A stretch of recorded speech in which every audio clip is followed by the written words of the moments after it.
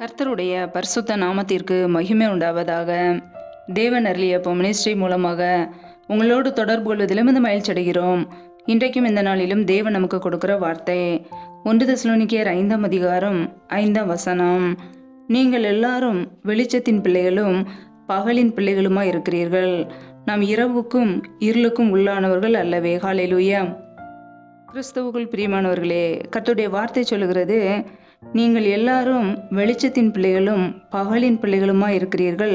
நம் இரவுக்கும் இருளுக்கும் உள்ளானவர்கள் அல்லவே என்று. ஆம் பிரியமானவர்களே, நம் வெளிச்சத்தின் பிள்ளைகள், பகலின் பிள்ளைகள். நம்முடைய வாழ்க்கையிலே வெளிச்சத்தின் பிள்ளைகளாய் வாழ நாம் அழைக்கப்பட்டு இருக்கிறோம். இருளுக்கும் இரவுக்கும் நாம் உள்ளானவர்கள் அல்ல. ஹல்லேலூயா. முற்காலத்திலே நாம் அந்தகாரமாய் இருந்தோம். இப்பொழுதோ கர்த்தருக்குள்ளே நம் வெளிச்சமாய் இருக்கிறோம். வெளிச்சத்தின் பிள்ளைகளாய் நடந்து கொள்ள நாம் அழைக்கப்பட்டு இருக்கிறோம். கர்த்தருடைய பிள்ளைகள் கனியற்ற அந்தகார கிரியைகளுக்கு உடன்படாமல் அப்படிப்பட்ட காரியங்களை கடிந்து கொள்ள வேண்டும். ஏனென்றால் நம் இருளுக்கும் இரவுக்கும் உள்ளானவர்கள் அல்ல, நம் வெளிச்சத்தின் பிள்ளைகள்.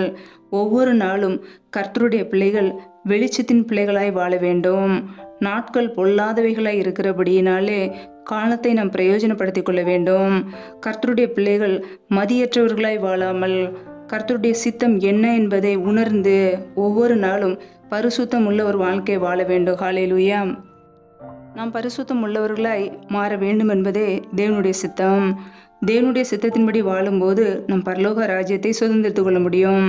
பிதாவின் சித்தம் யாரெல்லாம் செய்கிறார்களோ அவர்கள் பரலோக ராஜ்யத்தை சுதந்திரித்துக் கொள்வார்கள். ஹல்லேலூயா.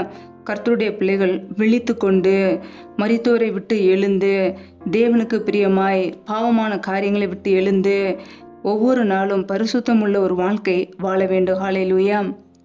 வேதத்தில் நாம் பார்க்கிறோம், கர்த்தருடைய நாள் இரவிலே திருடன் வருகிற விதமாய் இருக்கும் என்று வேதத்தில் வாசிக்கிறோம். ஆம் பிரியமானவர்களே, கர்த்தருடைய வருகையிலே நாமும் எடுத்துக்கொள்ளப்பட வேண்டுமென்றால் அவருக்கு பிரியமுள்ளவர்களாய் வெளிச்சத்தின் பிள்ளைகளாய் நாம் வாழ வேண்டும். கர்த்தருக்கு நாம் எதிர்கொண்டு போக, கர்த்தர் வரும்போது நாமும் அவரோடு கூட ஆகாயத்தில் எடுத்துக்கொள்ளப்பட வேண்டுமென்றால், எப்பொழுதுமே கர்த்தரோடு கூட இருக்க வேண்டுமென்றால் அவருக்கு பிரியமுள்ள ஒரு வாழ்க்கை, பரிசுத்தமுள்ள ஒரு வாழ்க்கை, வெளிச்சத்தின் பிள்ளைகளாய் ஆயத்தத்தோடு இருக்கும்போது கர்த்தர் நம்மை அழைத்து செல்வார். ஹல்லேலூயா. பகலுக்குரியவர்களாகி நாமோ தெளிந்தவர்களாய் இருந்து விசுவாசம், அன்பு என்னும் மார்க்கவசத்தையும் ரட்சிப்பின் நம்பிக்கை என்னும் தலைச்சீராவையும் தரித்து கொண்டிருக்க கடவும் என்று வேதம் சொல்கிறது. ஆம் பிரியமானவர்களே, பகலுக்குரியவர்களாகி நாம் தெளிந்தவர்களாய் இருக்க வேண்டும். எப்பொழுதுமே ஜெபிக்கிறவர்களாய் ஆயத்தத்தோடு இருக்க வேண்டும். ஹல்லேலூயா.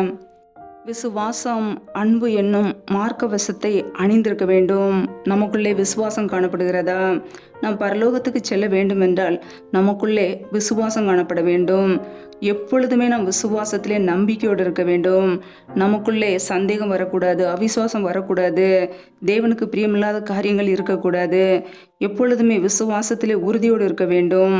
அன்பு நமக்குள்ளே இருக்க வேண்டும். அப்பொழுதுதான் நம்முடைய வாழ்க்கையிலே சத்ருவானவனை ஜெயிக்க முடியும். ஹல்லேலூயா. ரட்சிப்பின் நம்பிக்கை என்னும் தலைச்சீராவையும் தரித்து கொண்டிருக்க கடவும். ஆம் பிரியமானவர்களே, நம்ம ரட்சிக்கப்பட்டோம் என்ற நம்பிக்கை, பாவத்திலிருந்து தேவன் நம்மை மீட்டார் என்ற நம்பிக்கை நமக்கு வேண்டும். ஒவ்வொரு நாளும் அந்த ரட்சிப்பை நாம் காத்து கொள்ள வேண்டும். வெளியேறப்பட்ட ரட்சிப்பை ஒவ்வொரு நாளும் காத்து கொள்ளும்போது கர்த்தராய் இயேசு கிறிஸ்து வரும்போது நாமும் செல்ல முடியும்.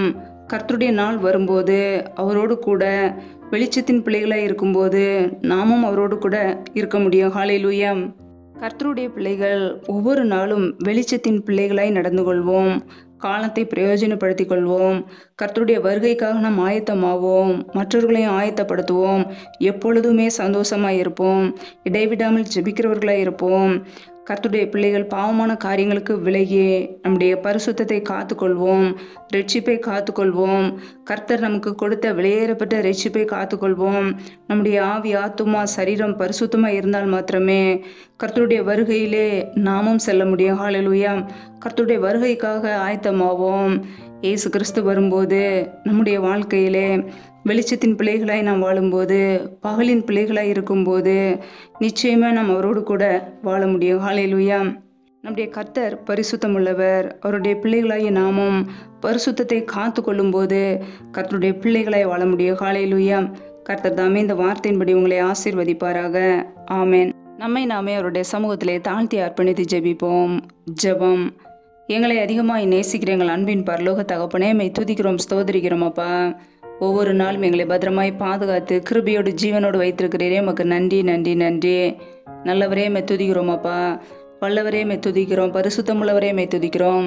நேற்று மீண்டும் என்று மாறாத எங்கள் அன்பு நேசரே மை துதிக்கிறோம். எங்களுக்காக ஜீவனை கொடுத்தவரே மை துதிக்கிறோம். ஜீவாதிபதி ஆனவரே மை துதிக்கிறோம். மகிமையின் ஆவியானவரே மை துதிக்கிறோம். கிருபையின் ஆவியானவரே மை துதிக்கிறோம். எங்களுக்காக பரிந்து பேசுகிற தேவனே மை துதிக்கிறோம் அப்பா.